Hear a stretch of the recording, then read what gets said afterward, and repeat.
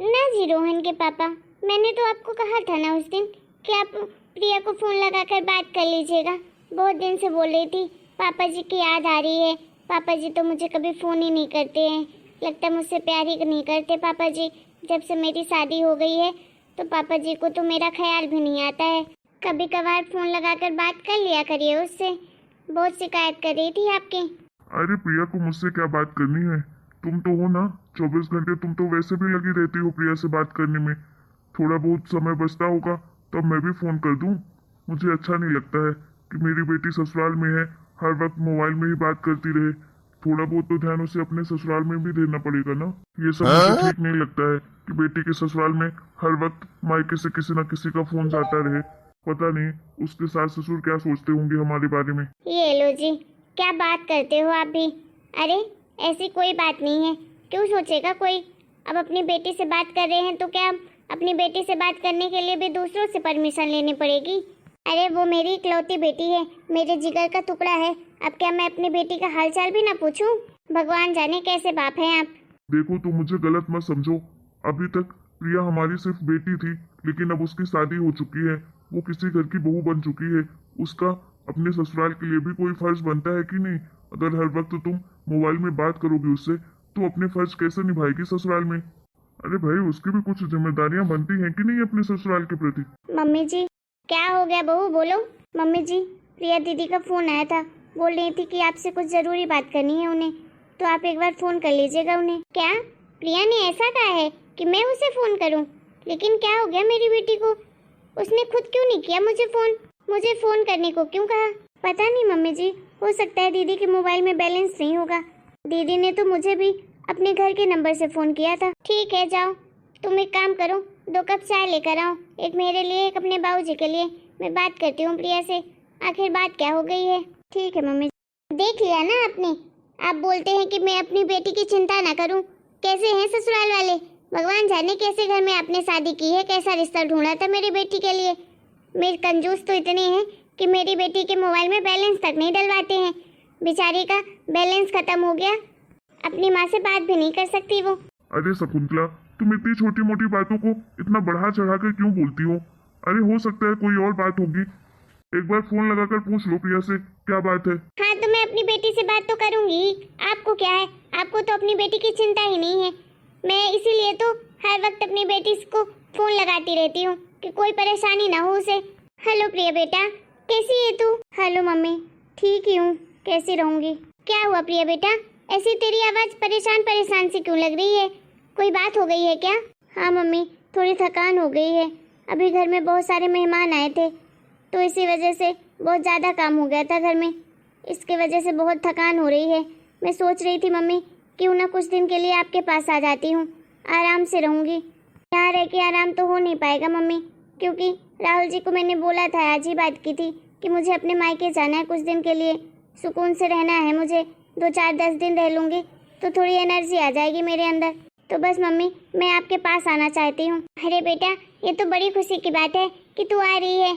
अरे जब तेरा मन किया करे तब तू आ जाया कर, इसमें पूछने वाली कौन सी बात है। अरे ये तेरा ही घर है, चाहे इस घर में रहे चाहे उस घर में रहे, किसी को कोई दिक्कत नहीं होने वाली। तू तो आजा बेटा, मैं तो तेरा इंतजार कर रही हूँ बेसब्री से। वैसे भी बेटा 20 से 25 दिन हो गए तुझसे मिले हुए, तू आजा, बहुत अच्छा लगेगा मुझे, बहुत याद आती है तेरी। ठीक है मम्मी, तो मैं कल ही आती हूँ फिर। हाँ ठीक है बेटा, लेकिन बेटा एक बात बता मुझे, बेटा तुझे इतनी ज्यादा थकान क्यों हो गई? पहले तो तेरे घर में 3-3 4-4 नौकर चाकर थे, लेकिन अब क्या हो गया, सारा काम मेरी बेटी से ही करवाते हैं क्या? देखो मम्मी मैं अभी आपको फ़ोन में कुछ नहीं बता सकती हूँ, वहाँ आने के बाद ही आपको बताऊँगी। बस इतना जान लीजिए कि आपकी बेटी को आपकी ज़रूरत है, आपके प्यार की और आपके दुलार की ज़रूरत है। ठीक है बेटा, जल्दी आ जा तू, मैं तेरा इंतज़ार करूँगी। देख लिया जी मेरी बेटी कितनी परेशान लग रही थी। अरे आपने तो बोला था कि मेरी बेटी राज करेगी उस घर में, किसी चीज़ की कोई कमी नहीं होगी। 3-3 4-4 नौकर चाकर हैं उस घर में, लेकिन मेरी बेटी इतनी थक जाती है कि बेचारी को होश नहीं रहता है। इतना काम करवाते हैं वो लोग, लगता है मेरी बेटी के जाते ही सब नौकर चाकर को घर से ही निकाल दिया होगा कि अब घर की बहू आ गई है, बहू ही घर का काम करे, बहू को ही नौकरानी बना दे, नौकर चाकर रखने की ज़रूरत ही क्या है। देखिए जी अगर ऐसा हुआ ना तो ये सब मैं बर्दाश्त नहीं करूँगी। मैंने अपनी बेटी की उस घर में शादी इसीलिए की थी कि मेरी बेटी खुश रहेगी। अरे नौकर चाकर हैं तो अच्छे से ख्याल रखेंगे मेरी बेटी का, सब लोग उसे अच्छे से प्यार दुलार देंगे, लेकिन ऐसा नहीं कि मेरी बेटी को नौकरानी बना के रख देंगे। मैंने जब पहले आपको कहा था कि सारी चीजें क्लियर कर लीजिए तो आपने पता नहीं क्या ही बात की थी। मेरी फूल सी बच्ची वहाँ तड़प रही है अपने माँ के बिना। एक तो मेरी बेटी की 3 नंदे हैं, ऊपर से जब देखो वहीं बनी रहती हैं, अपने ससुराल ही नहीं जाती हैं कभी। उन सब की सेवा करते करते तो मेरी बेटी थक ही जाती होगी। अरे आपको क्या पता, माँ हूँ मैं, मुझे पता चलता है। अरे बात कर रही थी तो उसकी आवाज से लग रहा था कितने दर्द में है मेरी बेटी, कितना तड़प रही है अपने माँ से मिलने के लिए। अरे शकुंतला, तुम भी ना खामखा परेशान हो रही हो, ऐसी कोई बात नहीं होगी। अब तो बोला ही है ना रिया ने कल आने के लिए, तो जब कल आएगी तो बैठकर बात कर लेना क्या परेशानी है आखिर उसे। अभी से कुछ भी मत सोचो तुम। अरे मैं अच्छे से जानता हूँ उन लोगों को, बहुत अच्छे लोग हैं। उसके सास ससुर को मैं आज से नहीं 10 साल पहले से जानता हूँ। ऐसे ही मैं अपनी बेटी की शादी कहीं नहीं कर दूंगा। मैंने बहुत अच्छे से जांच पड़ताल की थी, उसके बाद ही अपनी बेटी की शादी उस घर में की है मैंने। मेरी बेटी बहुत खुश रहेगी। इतने अच्छा घर कभी नहीं मिलता मेरी बेटी को जितना अच्छा ससुराल उसे मिला है। अरे चुप करिए आप। अरे क्या खा कर अच्छे घर में गई है मेरी बेटी? अरे बेचारी नौकर वाली जिंदगी जी रही है, उन लोगों ने नौकर बना दिया है। ये कैसी बातें कर रही हो तुम? अच्छा ठीक है, मान लेता हूँ कि तुम्हारी बेटी काम करती होगी, तो अपने घर में कौन काम नहीं करता है? अब हमारे घर में ही देख लो, इतना बड़ा घर है, करने वाला काम कौन है? सिर्फ हमारी रानी बहू। सबकी सेवा पूरे घर को संभालती है अकेले रानी बहू। तो क्या ऐसे ही तुम्हारी बेटी भी है, किसी घर की बहू है, तो वो भी संभाल रही है अपने घर परिवार को, तो इसमें बुरा क्या है? देखो शकुंतला, मैंने तुम्हें पहले भी समझाया है कि अब हमारी बेटी की शादी हो चुकी है, उसे अपनी जिंदगी जीने दो। उसका अपना ससुराल है, उसको अपने ससुराल में अपने हिसाब से ढलने दो। देखो बार बार तुम बेटी के ससुराल में दखल अंदाजी देना बंद करो। हमारी बेटी वैसे भी समझदार है, वो अपने हिसाब से अपनी जिंदगी जी लेगी, देख लेगी, उसे जो भी करना होगा वो कर लेगी। तुम कुछ मत बोला करो और ना ही उल्टी सीधी पट्टी पढ़ाया करो उसे। अगर तुम इसी तरह करती रहोगी ना तो किसी दिन तुम बने बनाए घर को तोड़ दोगी। लो कर लो बात। अरे मैं अपनी बेटी की माँ हूँ, मैं क्यों नहीं बोलूंगी? बोलूंगी, मैं एक बार नहीं 1000 बार बोलूंगी। आपको अपनी बेटी की चिंता नहीं होगी, मुझे तो है ना अपनी बेटी की चिंता। मुझे तो अपनी बेटी के घर गृहस्थी में ध्यान तो देना ही पड़ेगा। देखो शकुंतला, तुम ना अपनी बेटी के घर में ताक झाक करने के अलावा तुम अपने घर में ताक झाक करो तो ज्यादा सही होगा। तुम्हारा भी घर है, तुम अपने घर में ध्यान दो ना।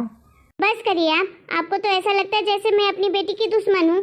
आपको चिंता नहीं है अपनी बेटी की, मुझे है। समझ में आया? इसलिए आप ज्यादा ज्ञान मत दीजिए मुझे। और आज आपको लेट नहीं हो रहा है क्या ऑफिस जाने के लिए, जो बैठ गए हैं पंचायत करने के लिए मेरे पास? आप अपने काम में ध्यान दिया करिए, मैं संभाल लूंगी सब कुछ। हाँ हाँ, मैं वैसे भी जा ही रहा हूँ, ज्यादा देर तक बैठ भी नहीं सकता तुम्हारे साथ, क्योंकि तुम पता नहीं कौन सी बात में कब लड़ने लगो, तुम्हारा कोई भरोसा नहीं है। मैं तो यही कहूंगा कि थोड़ा तुम ना अपने बेटे बहू पर ध्यान दो तो ज्यादा सही रहेगा तुम्हारे लिए। भगवान जाने इन्हें अपनी बेटी की चिंता क्यों नहीं होती है। बहू को तो इतना लाड प्यार करेंगी जैसे इनकी सगी बेटी हो, और अपनी बेटी को कभी फोन लगाकर हाल चाल तक नहीं पूछते हैं। बेचारी उधर बेटी तड़पती रहती है कि कभी पापा फोन लगाकर बात कर लें। खैर इनको छोड़ो, मैं तो माँ हूँ, मुझे तो तड़प होती है अपनी बेटी के लिए। मैंने आज उसकी ये दर्द भरी आवाज़ सुनी, मेरा तो कलेजा जल गया बिल्कुल से। बस आ जाए मेरी बेटी जल्दी से मेरे पास, सुकून मिले उसे देखकर मुझे। अरे ये तो ऑफिस चले गए। अरे इनसे बहस करने के चक्कर में कुछ याद ही नहीं आया कि मेरी बेटी कल आ रही है। सारा सामान मंगा लेती जो जो उसे पसंद है। तो खैर फ़ोन लगाकर बोल दूंगी, लेते आएंगे। अभी जाकर बहू को बोल देती हूँ कि जल्दी से सफाई कर दे मेरी बेटी के कमरे की। उसको धूल मिट्टी से बहुत एलर्जी है, बिल्कुल पसंद नहीं है उसे। और उसके बर्तन भी अच्छे से चमका देगी, साफ कर देगी निकाल कर, क्योंकि हमारी बेटी हमेशा चांदी के बर्तन में ही खाती है, कभी भी वो स्टील के बर्तन में नहीं खाती खाना। बहू, ओ बहू। हाँ मम्मी जी। बहू, कल प्रिया बेटा आ रही है अपने बच्चों के साथ कुछ दिन के लिए यहाँ पर। अरे वाह मम्मी जी, ये तो बहुत खुशी की बात है। लेकिन आप दुखी क्यों लग रही हैं मम्मी जी इतनी खुशी की बात पर? अब क्या बताऊँ, मेरी फूल सी बच्ची इतना तड़प रही, इतनी दर्द में थी। आज उसकी आवाज़ से ही मुझे लगा कि वो कितनी दुखी है। एक तो ससुराल में अकेली बहू, ऊपर से 3 ननद, और ऊपर से सास ससुर भी बीमार पड़ रहते हैं, और ऊपर से और भी हैं चाचा ससुर चाची सास, इतने सारे लोग की एक साथ सेवा करती है। मेरी बेचारी फूल सी बच्ची परेशान हो जाती है, सबके खातिर अकेले काम करती है। बेचारी कैसे ये सब कुछ मैनेज करती होगी, मुझे तो समझ नहीं आता। इसीलिए तो बीमार पड़ गई। उसने कहा है कि वो कल आ जाएगी यहाँ पर कुछ दिनों के लिए मेरे पास। बोल रही थी मम्मी मुझे आपकी ज़रूरत है, मैं बहुत थक गई हूँ यहाँ पर, इसलिए मेरी बेटी कुछ दिन के लिए यहाँ पर आ रही है सुकून की सांस लेने के लिए। वहाँ पर वो लोग तो जीने नहीं दे रहे मेरी बेटी को। खैर बहू, मैं तुमसे ये कहने आई थी कि बेटी के कमरे की अच्छे से साफ सफाई कर देना। उसे धूल और कचरा बिल्कुल पसंद नहीं है, उसे एलर्जी है, तुम तो अच्छे से जानती हो, इसलिए अच्छे से खुद से सफाई करना, ठीक है? और उसके चांदी वाले बर्तन भी निकाल देना, अच्छे से साफ कर देना, ठीक है? क्योंकि वो अपने बर्तन के सिवा किसी और चीज़ में खाना नहीं खाती है। ठीक है मम्मी जी। मम्मी जी खाना बन गया है, आप खाना खा लीजिए, मैं खाना लगा देती हूँ। नहीं नहीं बहू, खाना नहीं खाऊंगी, भूख बिल्कुल नहीं लग रही है। जब से अपनी बेटी की आवाज़ सुनी है तब से मेरा दिल बिल्कुल बैठा जा रहा है। अब तो लगता है उसको देखने के बाद ही खाना मेरे गले से नीचे उतरेगा। और मम्मी जी, वाह मम्मी जी, आपको अपनी बेटी का दर्द दिखाई दे गया, लेकिन मेरा दर्द आपको कभी दिखाई नहीं देता है, कभी नहीं समझ में आता है। मैं भी तो 24 घंटे सबकी सेवा करती हूँ, पूरे घर को अकेले संभालती हूँ, बच्चों को संभालती हूँ, कोई एक गिलास पानी तक नहीं लेता अपने यहाँ से यहाँ पर, और ना ही कोई नौकर चाकर है यहाँ। फिर भी मेरे बारे में आप कभी नहीं सोचती हैं। हाँ मम्मी जी, बेटी का दर्द आपको हमेशा दिखाई देता है और बहू का कभी भी आपने समझने की कोशिश ही नहीं की कि बहू का भी कभी दर्द समझ में आया आपको। मुझे तो नहीं लगता है कि दीदी को कोई दिक्कत होगी उनके ससुराल में। उनके ससुराल वाले तो सच में बहुत अच्छे हैं।